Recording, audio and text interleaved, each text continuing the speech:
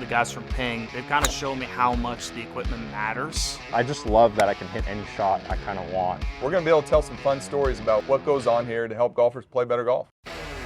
Well, welcome to the first episode of the Ping Proving Grounds podcast. I'm Shane Bacon, joined by the Vice President of Fitting and Performance, Marty Jertson. You might have heard the name. You might have seen him play in golf tournaments, made cuts in major championships in his career, and he's also built a whole bunch of the golf clubs that you played over the years. But before we kind of get into what we're going to talk about today, Marty, I want to hear about you. I want to find out a little bit more about you and how you got into this business, how long you've been at Ping, and what you've done over your years.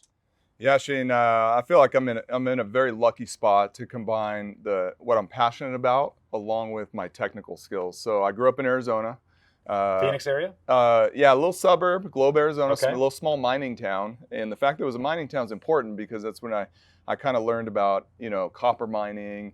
And going back to the connection to Ping, we knew that from the supply chain, some of the copper that was mined there went into beryllium copper irons.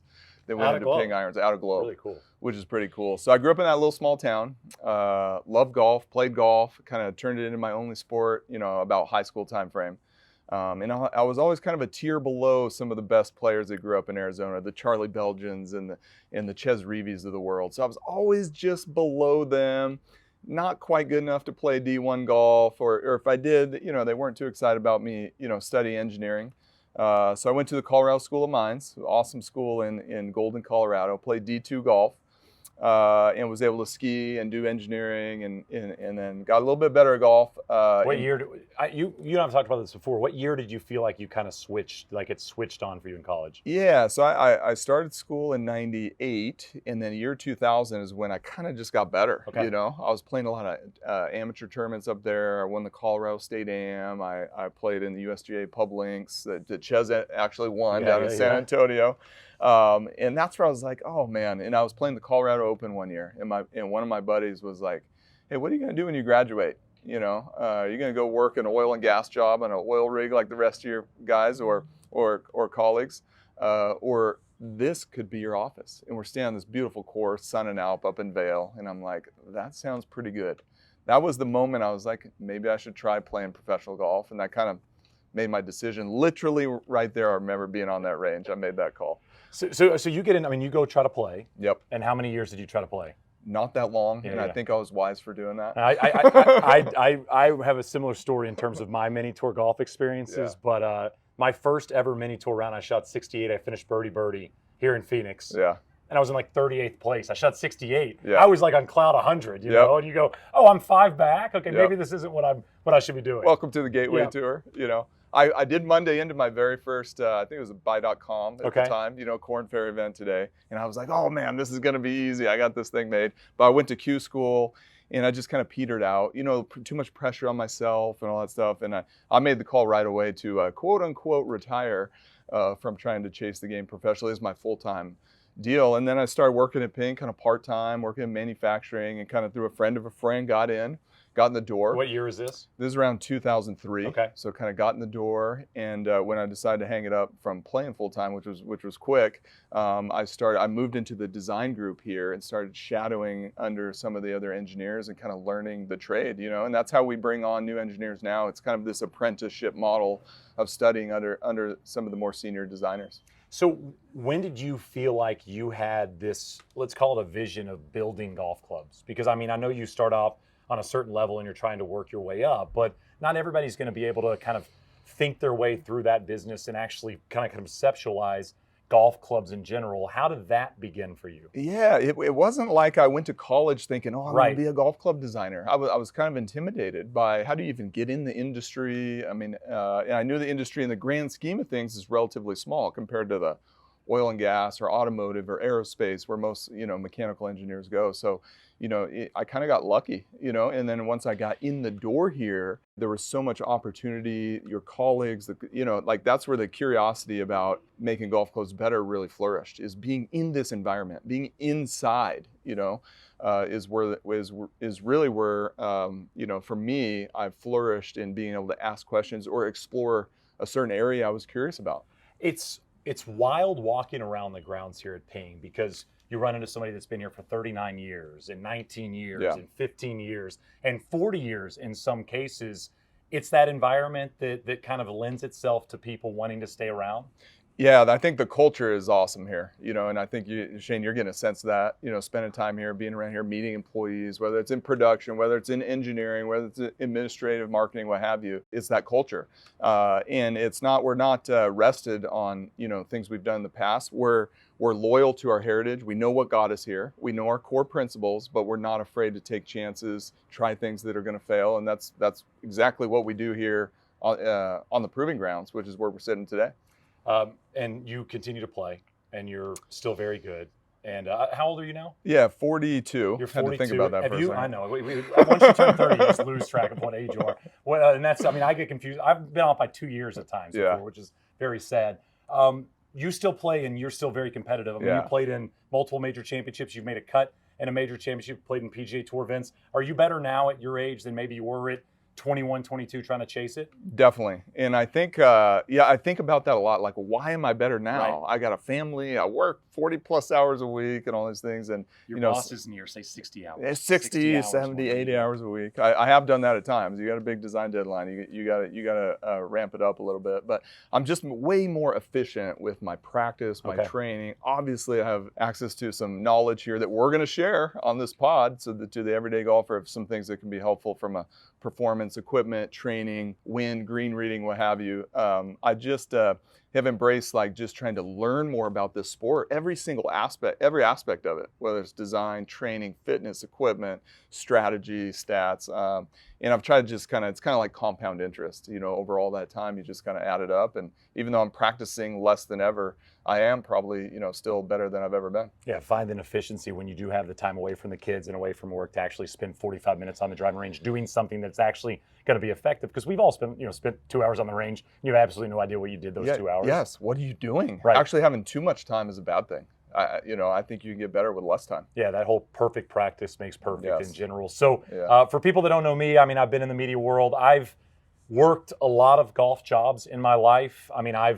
I've picked the range in East Texas back in the day. I washed golf carts. I've worked in a pro shop. I've been outside service. I've caddied. I caddied both professionally. I caddied for some LPGA friends of mine. My first ever caddy job was here in Phoenix at Papago. Oh, yeah. We made the cut, by the way. Nice. It was a very, very good moment. And I, out of college, caddied at St. Andrews. But yeah, my journey has always been my adult journey has been in and around golf. My whole life. I was a writer. Out of college, I wrote for the student newspaper in Tucson. I went to the University of Arizona, tried to play, as I mentioned, did Gateway Tour, got my amateur status back as I learned very, very quickly that professional golf is very, very hard. Yeah. And you've got to shoot low scores all the time. You can't go out there and shoot 65 once in a while. You've got to shoot a lot of 65s. And so got into the media space, was a writer, and then kind of got into the TV side. And yeah, been podcasting and doing these types of things over the last few years, and very, very excited to be a part of the Ping family with the Proving Grounds podcast. And our kind of, our ability and our goal here is to share as much information as we can with people listening, because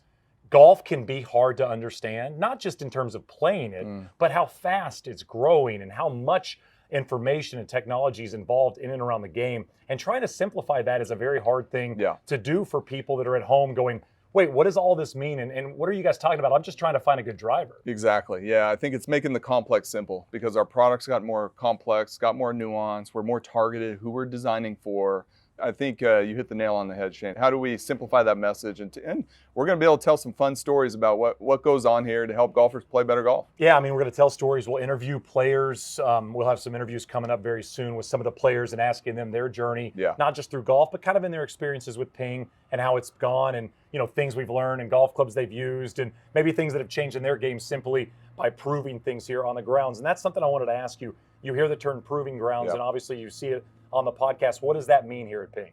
Yeah, so Proving Grounds is exactly where we're sitting today. So we're sitting on the test field. This is our driving range. We've evolved this a lot over the years. I think the early days we had ultrasonic sensors out on the range that measured where the balls were landing. We have weather stations. You can see right over there is an anemometer, real-time weather station. We're collecting tons of data all the time. I think we look over there, we have our player tests going on. So if you're an employee at Ping, you get scheduled on your Outlook calendar, show up at the range at 11 o'clock. You better not be late. Get warmed up, bring your golf shoes, and we focus you in on a specific test design, right? That's where we validate our new product designs over there. So we run tons of player testing. We have decades worth of data from player testing. And it's everything we do on the R&D side as well. So we have our Ping putting lab that we use not only to fit players from a putting standpoint, but we run a lot of tests in there. We have a putting robot in there. It covers our robot, like our Pingman robot. And we have the bay there. We call that kind of the flight and collision depot. There you go. So that's where we can hit balls on our robot to validate our new product designs. We have a machine we saw you took a look at it called the Sling Man. Yeah. So that we can use that to test aerodynamics of golf balls, right? Which is really fun. And our Ding Man, which is our durability machine, is where we make sure our product's durable. So all of these little pieces kind of go into the proving grounds. We have the Gold Putter Vault. We have Ping Works, where we build all of our tour players' equipment. All that umbrella here is where we're sitting. So it's where we test and develop new product. We test and develop new fitting tools, where we test and fit with our tour players. And we try things out. We prove them. We're not afraid to fail here. And we have a culture of learning, and that keeps driving the innovations. Marty, you mentioned tour players a couple times, but I mean, the average golfer is not a tour player. And Ping is speaking to the average golfer more than it is somebody that can play like Victor Hovland.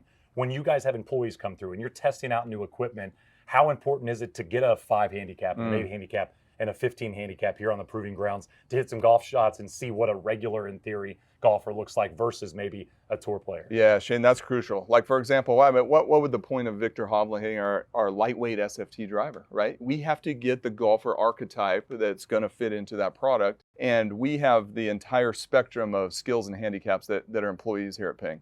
You know, the 800 plus employees, we know different handicap groups. We have them all measured in our 3D motion capture system. We know people who are over the top and they're not even going to work on it and try to fix it. So if we're developing a product targeted for them, we can cherry pick that group of golfers, get them down the range, and prove it with them. Make sure the product that we're designing for meets the requirements and is going to be better than its predecessor. There's history involved here. I mean, it's 2023, and you're looking at very, very new equipment and drivers that, you know, if you looked at it in 1980, people would have like blown their minds seeing some of the new equipment. But I mean, it's been a big part of the history of Ping here in terms of fitting players for exactly what they need. And that's really the essence of what this company's been about. Yeah, absolutely. It's fine. It's that marriage of great designs in a perfect fitting, right? It's almost like a Venn diagram, right? You got great designs and then you have great fitting where you can play your best golf is where you marry those two things together. You guys want to live in that overlap. Yeah, you want to marry that together. And that's what we want every golfer to have access to. Tell me about the story about this place, because you look around here and you see a range and you see a lab and you see all of this stuff, and it seems like it's just continually expanded, because this is where, you know, what are we, 200 yards away from the first ever building. How has this expanded in your time here? Yeah, just a lot of technology. I mean, I think we're looking at a brand new short game area that we just built a couple years ago, so that's brand new. And we wanted to have an area that we could prove our wedges, to develop a game-like fitting protocol that we have folks evaluate their short game, right? So we're constantly upgrading the facility and the technology. The putting lab was not even built when I started here, right? So we developed the putting lab, camera technology. We've added launch monitors, have come a long way since we first started kind of developing product and advancing all the technology that's at the proving ground. So we're constantly upgrading the facility. Technology is always advancing. Our 3D motion capture system is only about a decade old, and we've used that to generate a ton of insights. But with that, we've had to have new skill sets of employees. I think the people is what makes the difference here at the Proving Grounds and with our company. We've developed this culture where the people are curious. You come in, you go play golf on the weekend, you have a frustration with a certain issue, you come into the office on Monday morning and you're motivated to go solve that problem, right? And that's the culture here. It's interesting because we've talked to a lot of employees over the last couple of days in terms of that mix, because you want to have a plus handicap golfer that has played at the highest level. And you also want to have people that don't play golf at all. And you want to mix that in terms of what you're going to get out of the best possible employees, is that mix. You talk about a Venn diagram of really two different camps. And so you're going to go out and play golf on Saturday, and you come back on Monday and go, this ball did this weird thing off the face of my club. Let's figure out why. And you can lean on people that don't understand what a flyer is and don't understand what hitting a golf shot fat is, but they understand the science behind what you're talking about. Yeah, we have some great meetings where we have synergy. There's a healthy mix of some of our funnest meetings are PhDs, literally aeronautical engineers, PhDs, and astrophysicists that are in a room with folks like me. I'm an engineer too, but I'm bringing in my golfer perspective. Right. And the conversations we have are so healthy that they can take a look at it from a very what's called a first principles standpoint. Like, what is the physics of what's going on here? How can we get down to that, having that level of understanding? Then you got me on the other end wearing my golf hat, where I'm like, hey, I don't know why it happened, but let's figure it out. Right, This this is happens what a lot, happened, right? And this is a big problem for the golfer. What are we trying to accomplish with this podcast in your mind? What is the point of this, and what are you hoping that the listeners get out of this? Yeah, I would love to empower the listener, educate them on what goes on at the Proving Grounds, and help empower them on what's important for them to go look at when they're evaluating new equipment, right? And I think, Shane, you said it really good, is make the complex simple. Don't be intimidated by the fitting process. Give them some very important insights. What do you look for when you're going to evaluate new equipment? And then understand some of the cool, tools and technologies. Get some really fun stories of how we solve those golf problems. Like, what's the engineering insight? How do you evaluate? And then how do you evaluate that in the fitting process? And everything in between. Learning from our tour players and being able to interview some experts in some key areas and go deep on a few topics. I think we're gonna have fun going deep on some fun physics topics. Some personal questions for you. You've been around for a while. What's your single favorite ping club ever made? And you can say the latest stuff, but I'd like you to get a little deeper in this history. You know what I'm saying? I'm kind of trust my instinct on this one. I would say the Answer putter. Okay. Because it's the most copied putter in golf, and it put us on the map as a brand. The Answer putter. Got to go with that one. You've been involved in a lot of clubs. You've been a lot of like innovative work. I mean, the Turgulators were something you worked very hard on. Is there a club that you're the most proud of that you've been a part of in your time here at Ping? Ooh, man. I think a couple fun ones come to mind. I mean, my first one was fun, the Raptor Hybrid. Okay. The last driver I was. You were telling me the first time you saw the Raptor Hybrid in a store. I mean, you were like almost like an author with their book, on the display. You're like standing by it, pointing people towards the Hybrid. Watch them look at it. Watch them go hit it in the fitting bay. Do you need any information on that? I can get that for you. I still get goosebumps kind of thinking about that moment. It was really fun. The G4. I worked on the G430 driver and the G410 driver in the G30. So I would say the G30 was probably my favorite because that was when we brought in turbulators for the first time. That was a fun project. To give folks 2 miles an hour club head speed for free. When I say for free, I didn't have to sacrifice making it smaller or do anything else, and they look cool. Was really fun. And that's really when we brought that concept of 3 simple driver models to the market. We had an SFT. We kind of brought that concept to the market that turns over. And then we introduced the LST. LS Tech at the time is kind of what we called it. And not only did it have turbulators, but it had this kind of scratchy face on it, which reduced the spin.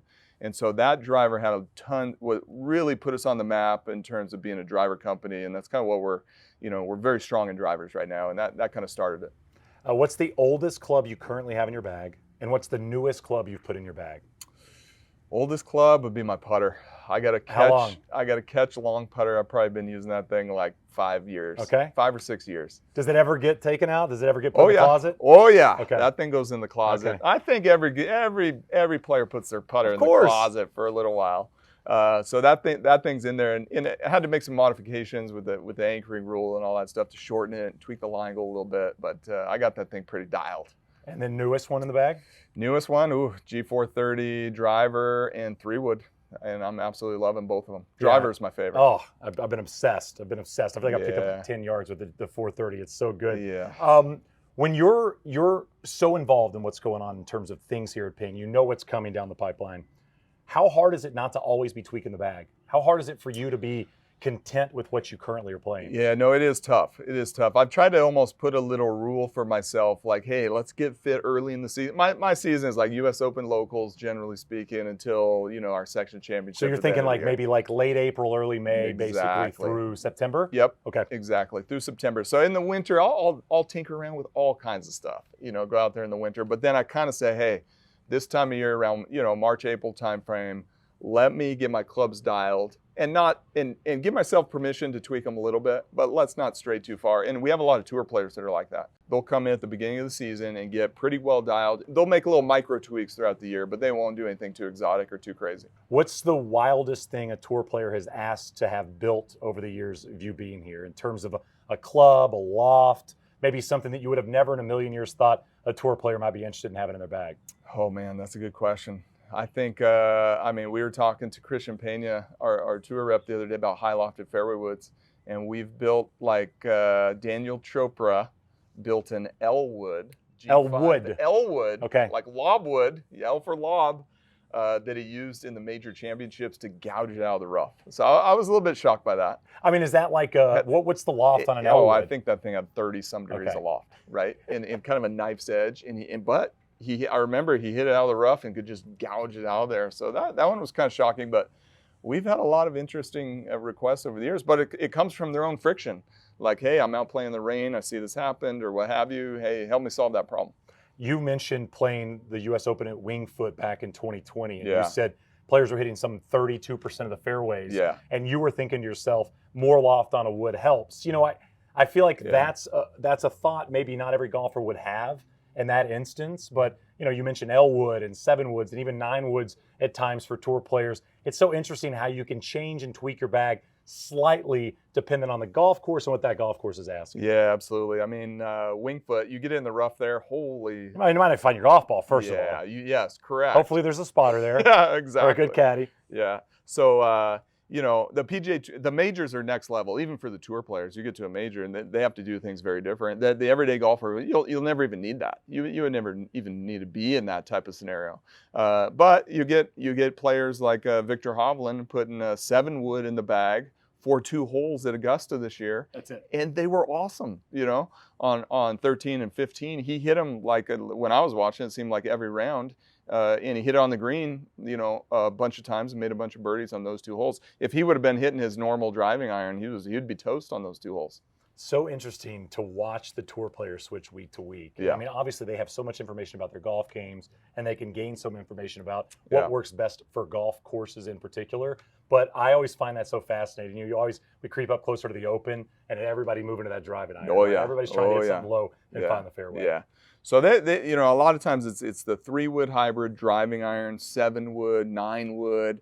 They're just mixing and matching depending on the conditions. And occasionally they're changing the bounce and or grind on their wedges, right? Specific to those conditions. Yeah, very, very interesting. As you can see, we're outside. It's nice. It's relatively warm in Phoenix. You can check out everything if you follow Ping on social. All of these clips will be on video and things like that, and also on YouTube. That is Marty Jertson. I'm Shane Bacon. This is the Ping Proving Grounds podcast.